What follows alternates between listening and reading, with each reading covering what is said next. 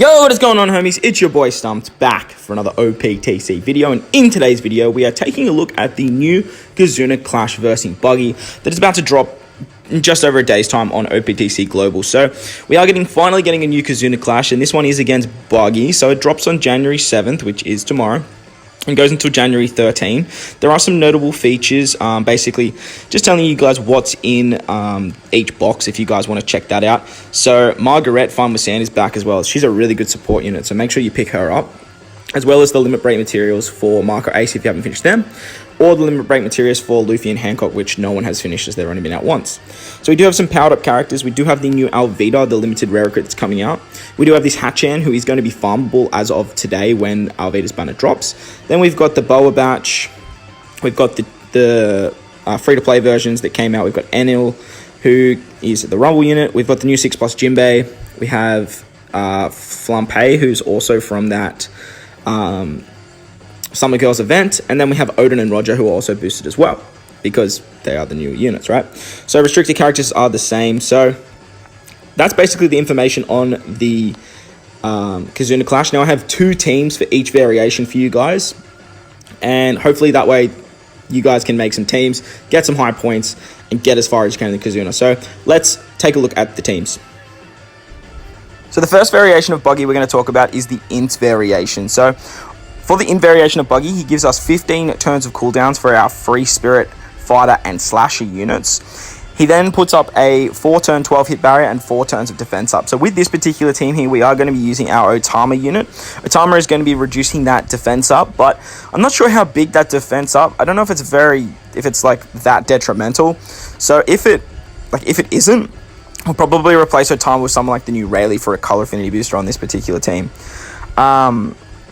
On stage 3, we come up against Buggy and 2 of his mob units. He has 99 turns of defense down and delay immunity, 99 turns of normal attacks only, and a 5-turn resilience. He's going to rewind our Sailor specials for 2 turns and changes our orbs to block. On stage 3, he does a whole bunch of nasty stuff, but don't worry about that, because if you get him to stage 3, like, you're probably going to die. So there is an additional mechanic where he binds our ship for 4 turns. I imagine that will turn up around stage 30, I guess. That's when it usually turns up in this particular sort of event.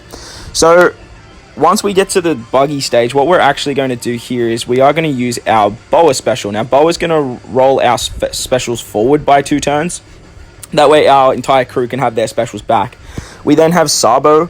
Sabo is going to give us a chain buff for this particular team, as our captain is Free Spirit.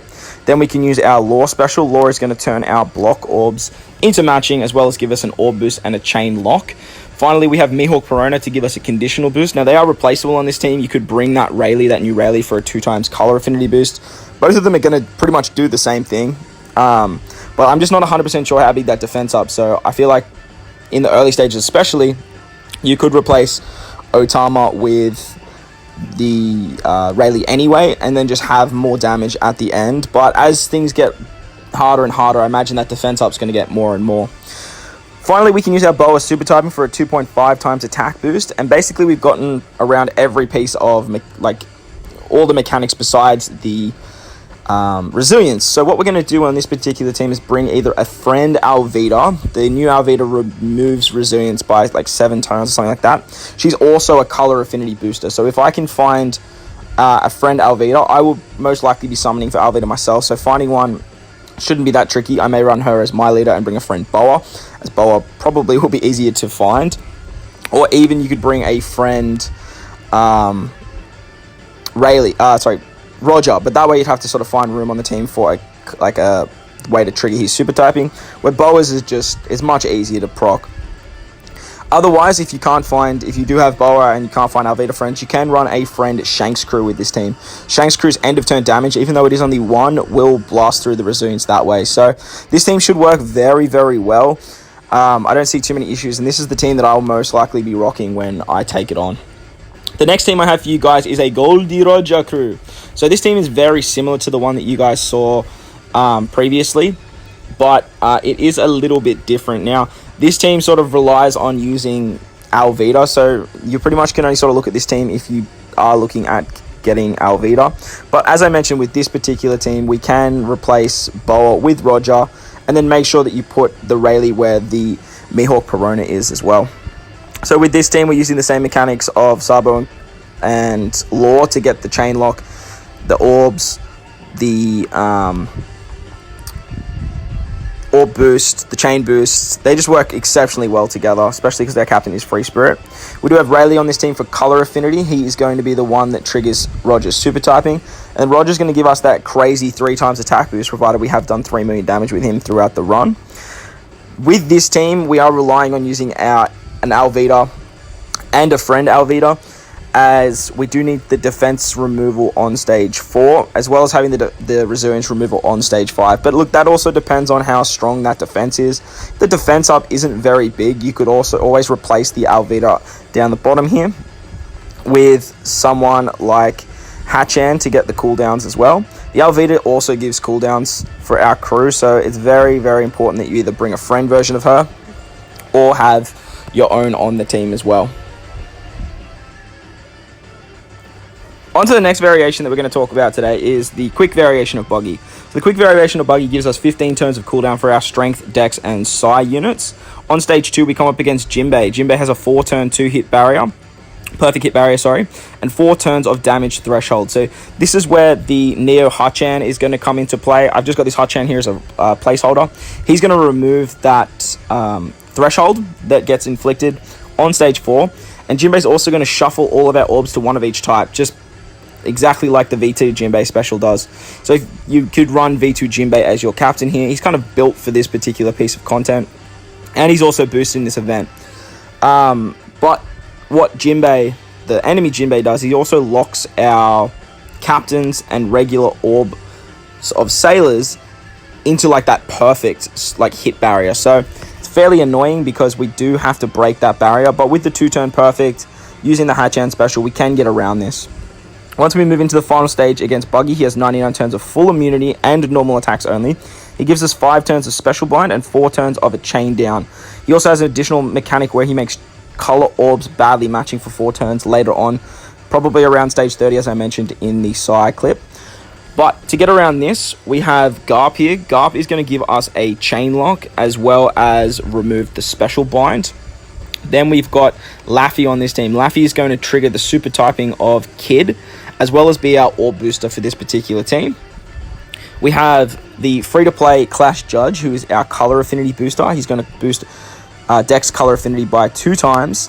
And then finally, we have our Captain Kid as our leader for the 5 times multiplier, the 2.5 times attack boost, as well as giving us super bomb orbs to get around the badly matching orb mechanic later down the line. The next team I have for you guys is led by Shank's crew. Shank's crew is going to be our chain locker for this particular team, as well as a nice 4.5 times captain. So if you guys don't have Kid or a super typing for Dex, like, well, Hawkins, I probably wouldn't even run Hawkins, to be honest. I'd rather run Shank's crew. But just make sure you guys bring a friend Kid with this particular team. Shank's crew is going to be our chain locker. We have the Hachan again for stage 4. We have the 2 times color affinity again with Judge, who is very, very good. We have special bind removal with Horty. With your special bind removal, you just need to make sure that they resist special bind by 5 turns as well. So this Horty works very, very well. And then finally, we have Nami and Robin on this team. That way we can get a orb lock. Now that I'm actually looking at this team, we actually have no way of triggering the super typing of Kid. So what I'm actually going to do here is we are going to replace the Nami and Robin with... what type are you? X-Drake. So we are going to use the Rare Recruit X-Drake here. Unfortunately, the Rare Recruit X-Drake isn't as high of an orb booster, but we do need a way to trigger that super typing there. So very, very important. You could bring Laffy on this team as well if you want the higher orb boost as well. But for those of you that don't have Laffy, X-Drake is the next best thing. And as I mentioned, just make sure you bring a friend Kid. That way you can get the super bomb orbs, the big attack boost, and you can take out the quick variation of Buggy that way. Moving on to the final variation, we come up against the strength variation of Buggy. So on the strength variation, we're going to get 15 turns of cooldown for our driven, free spirit, and cerebral units. And on stage 2, we come up against Boa. Boa has a 4-turn quick barrier that is like 2 hits, so you got to hit with 2 quick orbs to break the barrier, and then she has 4 turns of % damage reduction. So what we're actually going to do on this particular team is we have the switchability of Shanks Crew and this guy here, Bobbins, to make sure that we can get those quick orbs. Bobbins is also going to remove the damage reduction, which is very, very handy, and that way we have an attack buff and we have some orbs to take out Boa on stage 2. Onto stage 3, we come up against Buggy, who has 99 turns of full immunity and normal attacks only. He's going to wipe all of our orbs, give us a full board of empty orbs, and paralyzes our sailors for 4 turns. On the second turn, he's going to stun, confuse our middle row. Bunch of bad stuff. Again, don't get to turn 2, otherwise you're basically done.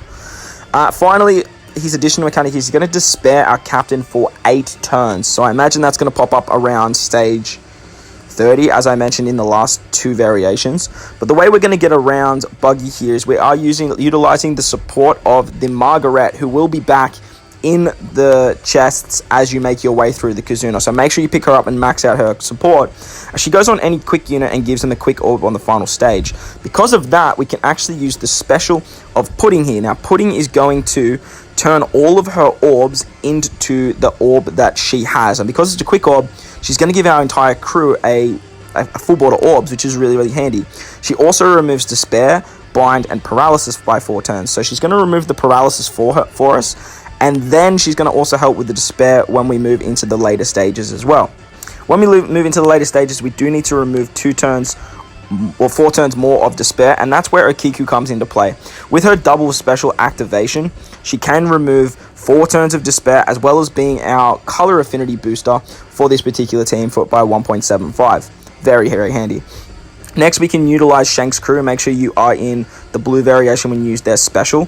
So if you are needing to switch back into the quick typing, make sure that you use this guy's special first. So our leader here is Smoker, as he's our super type, as well as the highest quick booster for the quick class. So he's going to be our attack booster, and then with a friend Smoker as well, we can get the orb boost that way. Finally, we can then use the Shanks Crew special depending on what color you are when you get to that stage, and that way you can get a 3.5 times chain lock. So all in all, this team should work very, very well for a very, very long time. I don't see it having too many issues. But for those of you that don't have Smoker, you can rock Sobermask. So Sobermask has been out for a little while now, and this particular team should do very, very well as well. So running to Sobermask, we can use the jump mechanic on stage 4, and that way we can get around the what's it called? The additional defense. So with that, we can basically just blast our way through. But just for safekeeping, I do have the free-to-play Clash Zoro on this team. Now, if that jump mechanic works very, very well, you can take him off and put someone else on the team, depending on what units are in your box. We have Kuzan here. Kuzan is going to be the one that gives us orb boost, as well as a color affinity boost by 2.25 orbs and 1.75 times color affinity. With the 2 Sobermask specials, we can get a full board of orb and a 2.5 times attack boost, which is very, very good. And then finally, we can utilize Viola. Now, Viola would normally rotate all of our orbs into matching, but we're going to have the TND orbs with Sanji, so make sure you use her special first. That way you have the TND orbs to the higher captain multiplier. She's also a chain multiplier boost by 0.5, which works hand in hand with Sugar. Now, Sugar is not essential in this team. I just figured utilizing the bears is going to be the best way to go about this. But Viola's also here to remove 2 turns of the paralysis. Now, if you guys don't have Sugar, and you want to bring a chain locker instead, you could use someone like Tessero, or you could use Shanks Crew once again on this particular team, and then replace Viola with another paralysis remover like the free-to-play Blackbeard that came out in the last PvP, Pirate Rumble. On this team, we've only got 3 turns of paralysis removal, and I'm not 100% sure if Sugar, once you turn everyone into bears, will get around that paralysis if she's paralyzed herself. I'm pretty sure she has to attack for the bears to attack after her. So with this team, I am utilizing the support of the limited rare recruit Kizuna Chopper. Now, if you guys don't have this Chopper, as I mentioned, you can replace this Viola with someone else that does a higher paralysis removal, and then that way you can use Sugar. Now, if you don't have Sugar, you can replace Sugar with a chain locker, as I mentioned, and then replace Viola with like whoever you want, really. Maybe like a boosted unit that is just going to do heaps of damage. So this team should work for a very long time as well. I imagine it's not going to have any issues. If you really want to as well, you could use Sugar as your leader, but then you have to bring someone to remove the 8 turns of Despair.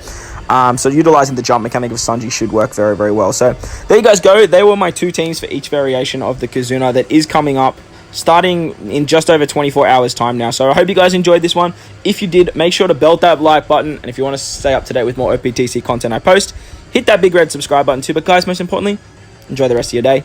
I thank you guys for watching as always, and I will catch you all in the next one. Lights!